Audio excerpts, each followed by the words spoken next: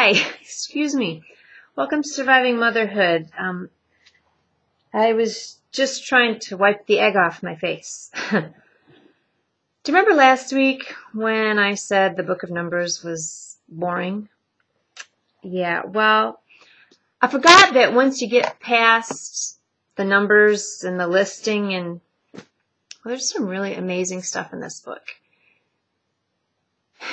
And I want to share some of that with you today. I want to share with you some of the stuff that God has been speaking to me through the book of Numbers, because it's a whole lot more than just numbers. Right now I'm reading chapters 11 and 12. And, well, do you know the story?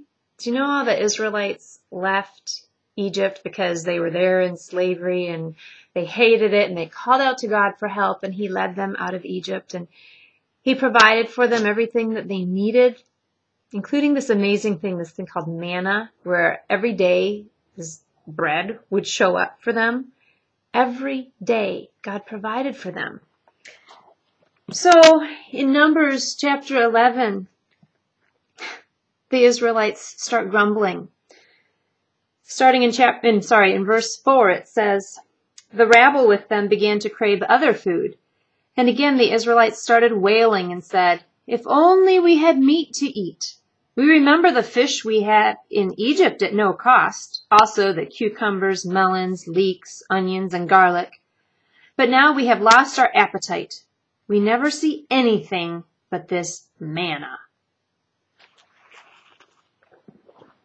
We're going to go on to some other things, but I want to pause there for a minute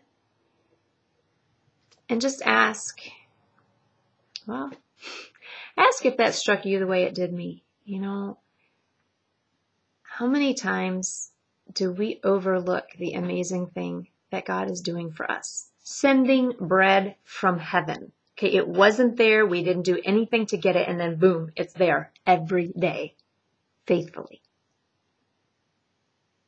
And we find ourselves longing for something else. As if we're saying, "God, this amazing thing you're giving me, not good enough. I want something different." It's easy for me to read this and look at the Israelites and think, shame on you. That is just awful. Until I get a mirror like this and God demonstrates that I'm often the exact same way. But God, in His wisdom, knows how to deal with them. And so He says to the Israelites, okay, you want meat to eat? I'll give you meat to eat. Starting in verse 18 of chapter 11, God is speaking to Moses and He says, "Tell the people, consecrate yourselves in preparation for tomorrow when you will eat meat. The Lord heard you when you wailed, 'If only we had meat to eat. We were better off in Egypt.'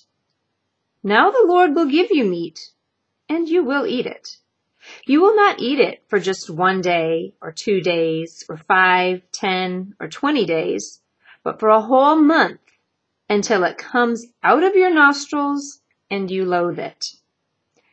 Because you have rejected the Lord who is among you and have wailed before Him, saying, 'Why did we ever leave Egypt?'" God then goes on to miraculously provide all this quail, this meat for them to eat. But again, they lose sight of being thankful.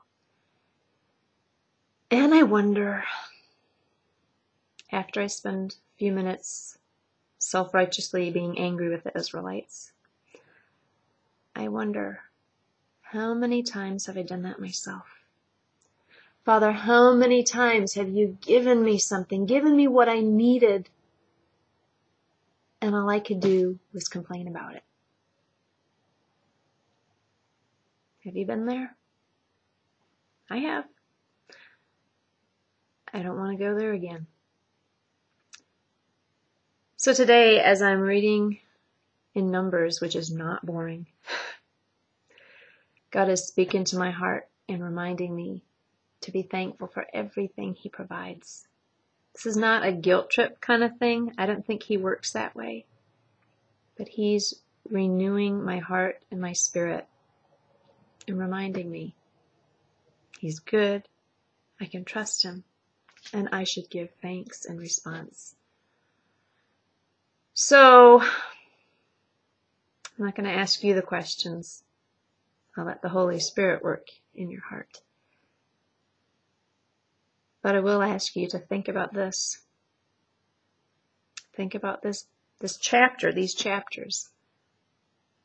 What's God saying to you? Have a wonderful, Jesus-full day.